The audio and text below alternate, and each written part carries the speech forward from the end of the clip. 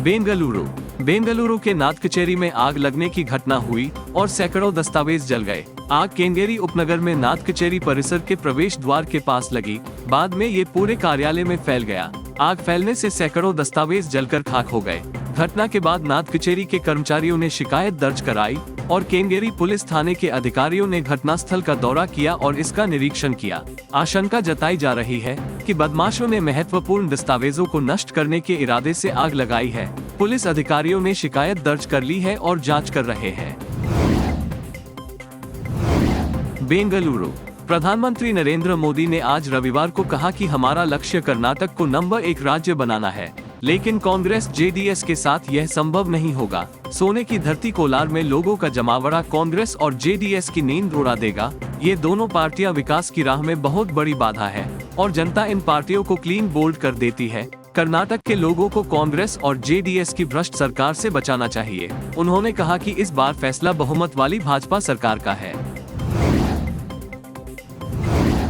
कांग्रेस नेता प्रियंका गांधी ने कहा है कि अगर कर्नाटक में कांग्रेस की सरकार आती है तो आंगनबाड़ी कार्यकर्ताओं का मानदेय बढ़ाकर 15,000 रुपये किया जाएगा। बेलगाम के खानापुरा तालुक स्टेडियम में कांग्रेस उम्मीदवार डॉक्टर अंजलि निम्बालकर के लिए एक प्रचार कार्यक्रम में बोलते हुए प्रियंका गांधी ने कहा कि अगर राज्य में कांग्रेस सत्ता में आती है तो आंगनबाड़ी केंद्र कार्यकर्ताओं का मासिक मानदेय बढ़ाकर 15,000 रुपये और मिनी का मानदेय किया जाएगा। आंगनबाड़ी केंद्र कर्मियों को 10,000 रुपये किया जाएगा। मिड डे मील की बहनों को बहुत कम मिलता है, उसको बढ़ाकर 5,000 रुपए का हम कर पाएंगे। और जो महिलाएं पूरे जीवन काम करती हैं आंगनवाड़ी में, लेकिन उसके बाद उनको कुछ नहीं मिलता, उनके लिए अगर वो रिटायर हो या फिर किसी वजह से, किसी हादसे की वजह से उनका स्वर्गवास हो जाए, तो मेन आंगनवाड़ी के लिए 3 लाख रुपए मिलेंगे और मिनी आंगनवाड़ी की महिलाओं के लिए 2 लाख रुपए मिलेंगे। तो ये सारी स्कीम्स हैं और हम चाहते हैं कि हम जल्दी से जल्दी आपके विकास का काम शुरू कर।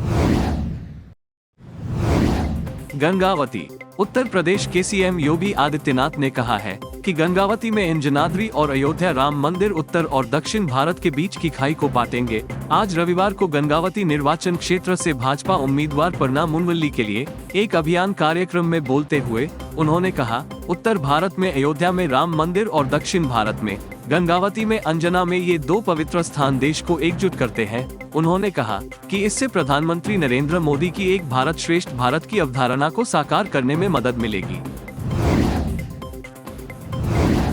तुमकुर चुनाव प्रचार के दौरान पथराव में घायल कांग्रेस के वरिष्ठ नेता डॉक्टर जी परमेश्वर फिलहाल आराम कर रहे हैं और उन्होंने प्रचार से ब्रेक ले लिया है। कोरागेरे तालुक के भैरनहल्ली में शुक्रवार को एक हमलावर द्वारा किए गए पथराव में प्रदेश कांग्रेस के एक पूर्व अध्यक्ष के सिर में गहरी चोट लग गई। जी परमेश्वर ने कहा, जब फूलों की बारिश हो रही थी तो मुझे लगा कि मेरे सिर पर कोई पत्थर गिरा है। कुछ बदमाशों ने मुझे पत्थर मारा होगा, पता नहीं किस मकसद से ऐसा किया। मेरे 35 साल के राजनीतिक करियर में मेरा कोई दुश्मन नहीं है।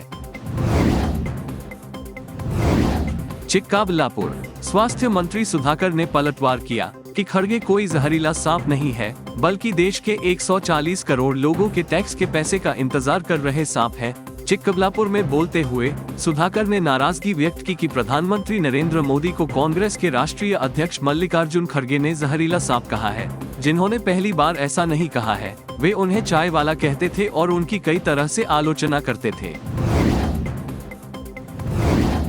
दावणगेरे बीजेपी अध्यक्ष जेपी नड्डा ने आज रविवार को कहा कि 9 साल पहले देश में इस्तेमाल होने वाले 92% मोबाइल विदेशों में बनते थे, लेकिन अब नरेंद्र मोदी के विजन के साथ 97% मोबाइल भारत में बन रहे हैं। जेपी नड्डा ने कर्नाटक के दावणगेरे जिले के होनाली में भाजपा के लिए एक अभियान कार्यक्रम में भाग लेने वाले कार्यकर्ताओं को संबोधित करते हुए कहा, 9 साल पहले देश में इस्तेमाल होने वाले कुल मोबाइल फोन का 92% विदेशों में निर्मित होता था और यहाँ आता था। 9 साल पहले 92% 92% मोबाइल भारत में चाइना से और दूसरे देशों से आता था।